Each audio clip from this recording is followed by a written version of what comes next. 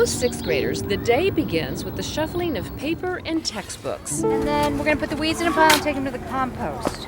But in this outdoor classroom at Martin Luther King Middle School in Berkeley, California, students spend their first period planting. Put it in. That's it. Harvesting. Try that one. And eating organic delights from their edible schoolyard. We're eating some figs. Don't tell anyone. Look at this.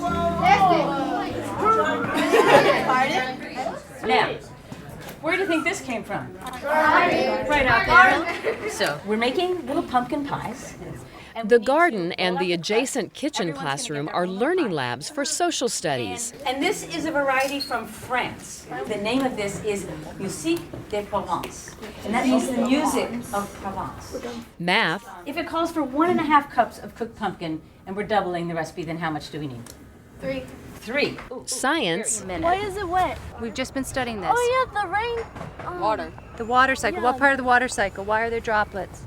Condensation. Good. And life. We're also going to add some of the manure from that pile over there. When you watch these kids in the garden classes, you see that the teachers just use every little drop of water or dew and every plant and every bed to teach. It likes each other because it's attracted. Surface tension. Look at the size of my drop. So we've been studying that water molecules have a special bond that creates surface tension. And so we've been doing a series of experiments in the classroom. So it's nice to sort of see if you can play with it someplace else.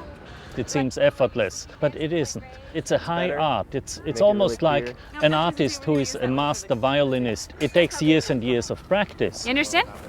So this is where we come in with the Center for Ecoliteracy. We train teachers, and it takes a lot of preparation to make the garden the center of teaching, because what you see here is only part of it. It goes on in the classroom.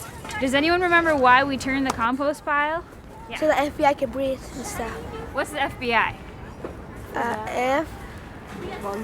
The fungus, bacteria, insects. Compost.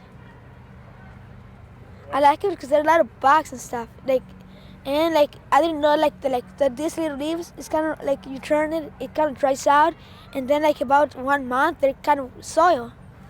It becomes soil, and we learned the cycle of compost. First it becomes kind of a plant, then it becomes kind of dry, and the dry becomes trying to become kind of soil. Then it becomes soil, and then you grow something, and then it starts all over. They're learning, first of all, the basics of ecology. They're learning about photosynthesis, the cycling of matter, the diversity that supports the resilience of an ecosystem. But what they're also learning is to cooperate, to do projects together, to build community. Another important thing is that the kid who is brilliant in math or science or languages will not necessarily be brilliant in gardening. And somebody who is not very articulate but is very good with her hands or his hands will be very happy in the garden and will gain in prestige among the class community. So this is very hot, be careful. Okay, pour it all in. Now mix it together very quickly. The edible schoolyard concept is the brainchild of Alice Waters, who runs the renowned Chez Panisse restaurant in Berkeley. I love them when they're mixed in. She originally conceived the garden back in 1994 as a way to improve on school lunch programs. This is a delicious revolution that we're talking about. This isn't hard to do. If they grow it, they cook it, they want to eat it. And that there's a whole range of foods that kids love. Is it just making it hot? Just toasting it gives it a different flavor. The kids have been captivated by this experience, and you see them looking and smelling and tasting, and they don't think that this is school. Yet we know what they're learning, and it's very, very fundamental, important information. They all know how to make a vinaigrette for a salad. They all know what it is to set a table and to ask people to come and sit down and eat together and talk at the table. They're learning these values of concentration and generosity. Beautiful. And we're going to bring it right over here. Put it down. I think for our students, the biggest benefit is being able to come to their senses literally. It tastes like cinnamon. It gives you like a warm feeling right here when you eat it because it's like nice and warm. Kind of inside. It's really nice. Yeah. I think that it's almost a sign of the times that we have a program like this to teach things that are so basic that people used to learn at home from their own families, and that's really not happening now.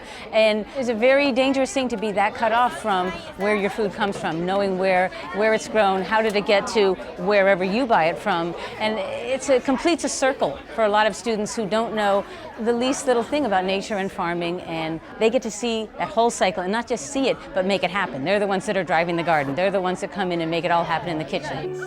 For closing circle, the question is one word that describes your favorite part of the garden this season. Harvesting. Guava and everything. In middle school, they're just at the transition between childhood and adolescence. The colors. Flower. And there's still a lot of the sense of magic in those children. Riding on a wheelbarrow. And when they come to the garden, especially their garden, which they have planted and built themselves, they own that sense of magic. And so it is a very, very special place. For more information on what works in public education, go to edutopia.org.